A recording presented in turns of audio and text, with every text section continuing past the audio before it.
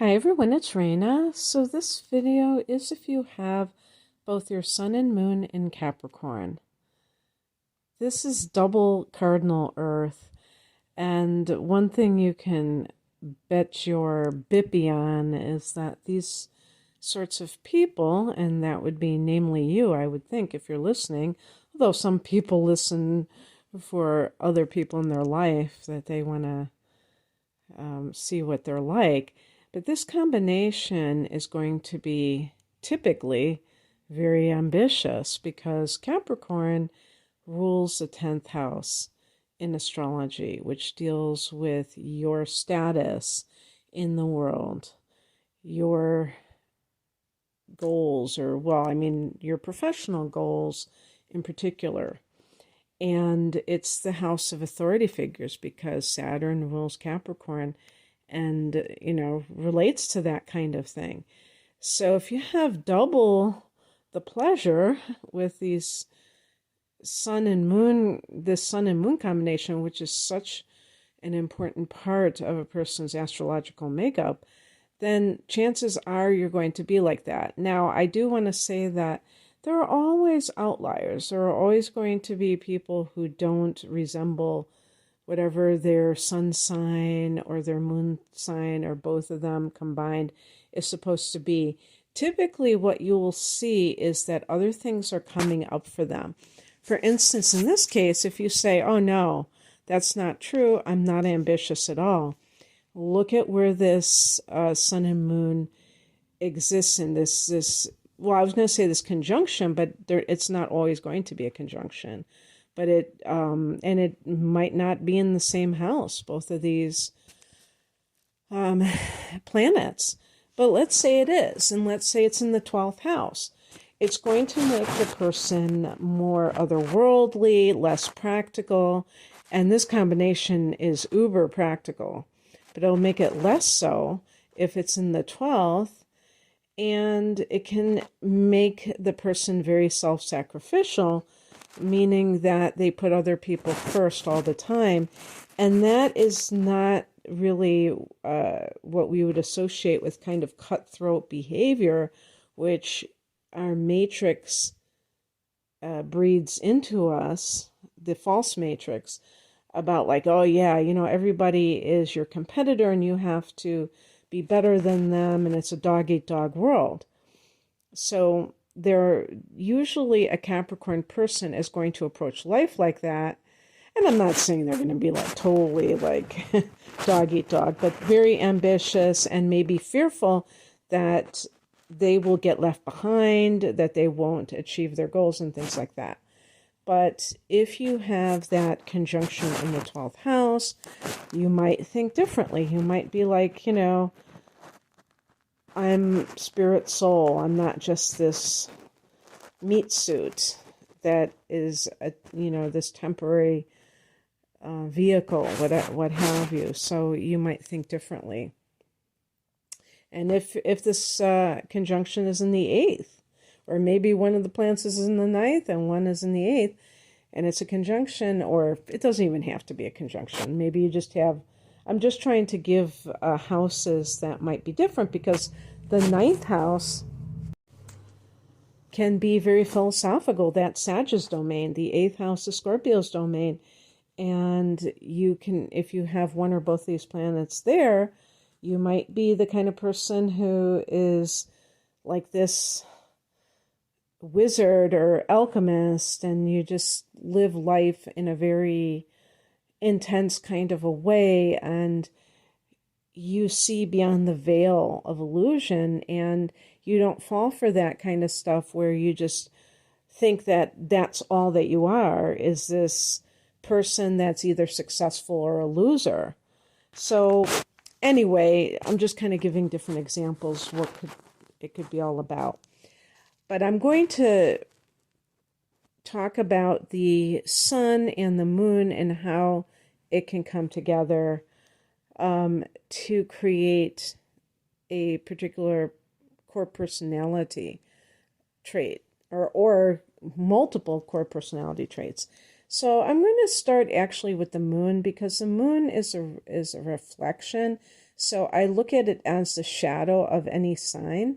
So since we have the sun and moon in the same sign, I'm going to attribute more of the, for lack of a better word, positive traits to the sun sign and more of the challenging traits to the moon sign. So with Capricorn, some of the traits that can be kind of challenging are first and foremost a coldness, which with the moon can really come to the forefront with the personality, because it could indicate a cold emotional nature. Now, sometimes that can get a bit masked by the ascendant. If you have an ascendant that is fire, it could mask it with kind of a false warmth, although I wouldn't call it totally false or fake. I think that there might be that element where the person, their first impulse is to be a warm person, and then the coldness can come out when you know them better. So let's say you're dating someone, and when you first meet them, they're so warm-hearted towards you, and you just are drawn to them. Maybe you're a fire sign. I shouldn't keep saying it as if I'm not talking to the actual Capricorn sun and moon combo, but I'm just going to pretend I'm talking to somebody else. And I'll reference you, since a lot of you will be listening for yourself. So these other people, they may be drawn to your warmth, and when they get to know you better, it's like, wow, they can go, how could this person be so cold? And it's like, it's not like what I would call a true cold-heartedness. I think that would be more something of an Aquarius person, like a moon and Aquarius person might have that tendency. Maybe if you're like a sun and moon in Aquarius, that would take the cake for being cold-hearted. I think it's more with the earth element in general is more of a rational approach to emotions. I have the moon in Virgo, and I'm not really touchy-feely. I'm totally not touchy-feely when it comes to emotions. If somebody wants me to comfort them, I'm going to be more like in my head, and I'm not going to be like really like, kind of sympathetic in the way that's very like warm-hearted and nurturing in that sense, but I'm nurturing in my own way.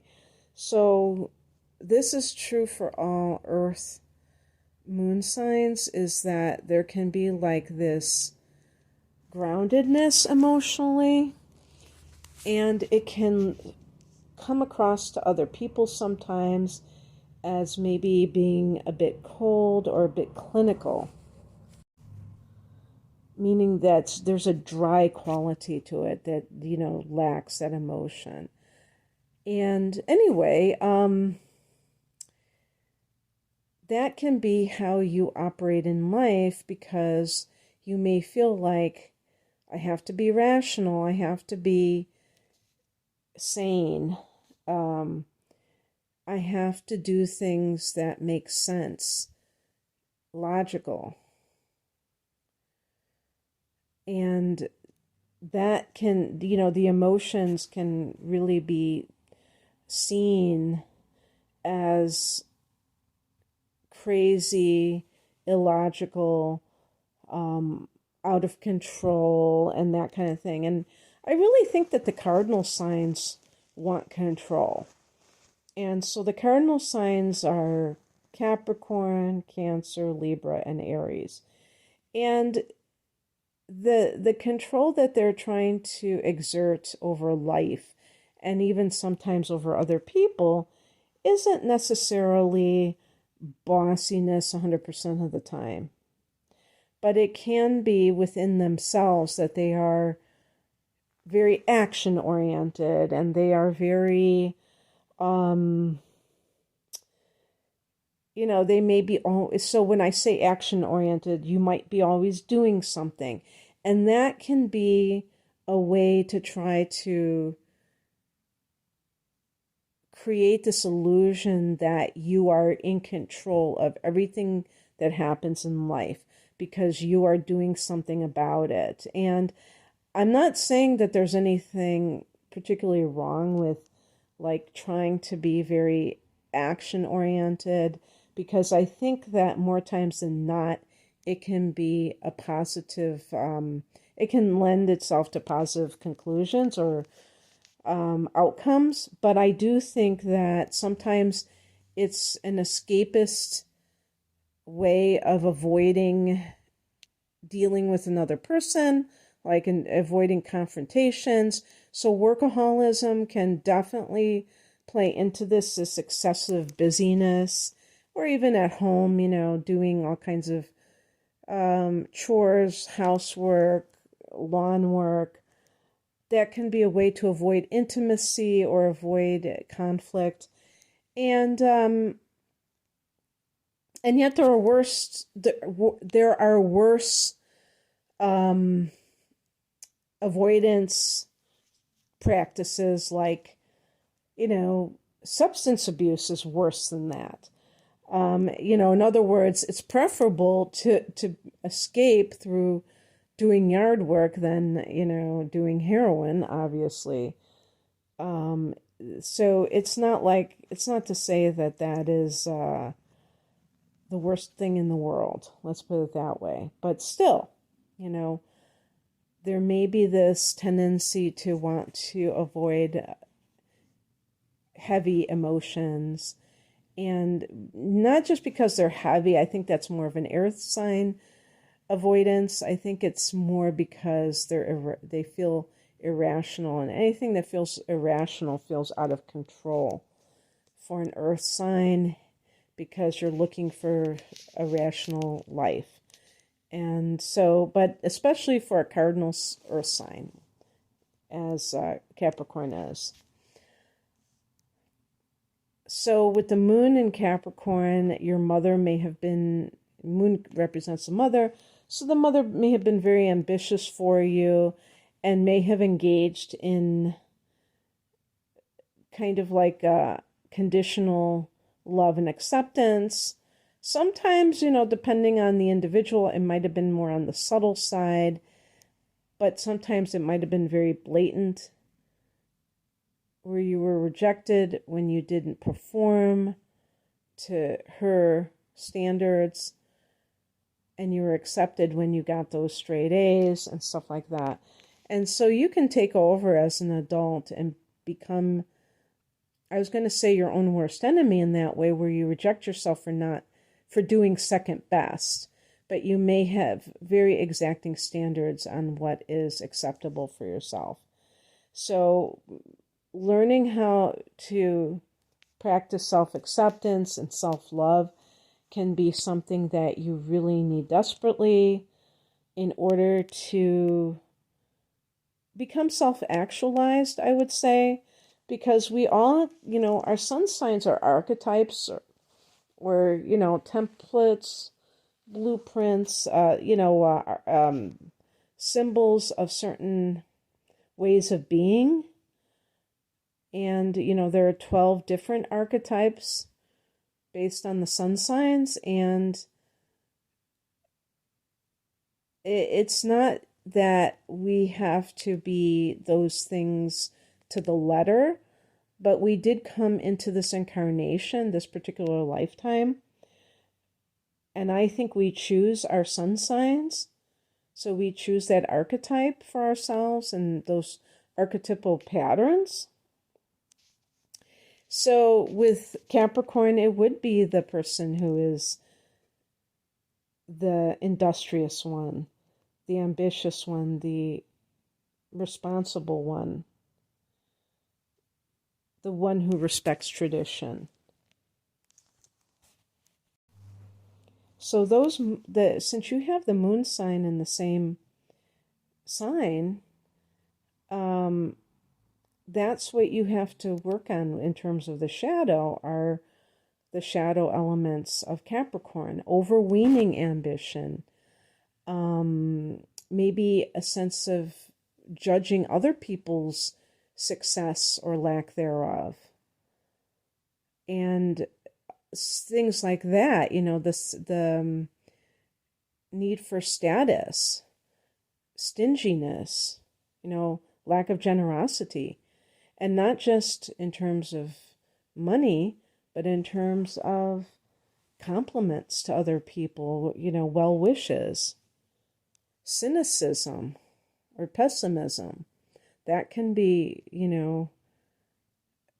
something that our shadow elements, there's a realism with Capricorn that's wonderful, but it can veer into negative territory very easily, thinking that, oh, I can't do this or somebody else can't do something, when you have no evidence that something is impossible for somebody else or for yourself. There's no evidence of it, even if it seems outlandish. Always holding, kind of like that bright light. It doesn't have to be delusional, but sometimes, that can be the shadow side of the moon. And in relationships, you may be very cynical. It's a little bit different than Scorpio, which is kind of like on high alert and, doesn't trust people. Scorpio, sun or moon, because of maybe past experiences or things like that. But with Capricorn, there's like this general cynicism about, what people are like, and it's just like not holding people in the highest light, like kind of being a little bit too cynical about the potential for human behavior to kind of be at the highest level. So just assuming the worst, in other words, can be a problem. And not only for yourself, like, not thinking, not really reaching to the highest level because you don't think that you have what it takes sometimes, but also, kind of not thinking that the people around you have the potential that they have.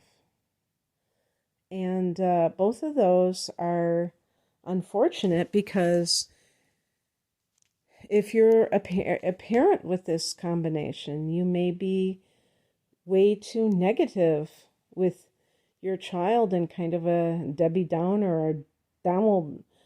Well, I don't want to say Donald because there's too much negativity with that name towards Donald.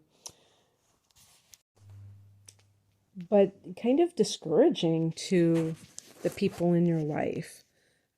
Because, and it's not that, and I'm not talking about somebody who is deliberately trying to undermine someone. I'm just talking about this realism gone awry, where you think that maybe you think you're actually protecting that person from their unrealistic dreams, and maybe even doing that for yourself.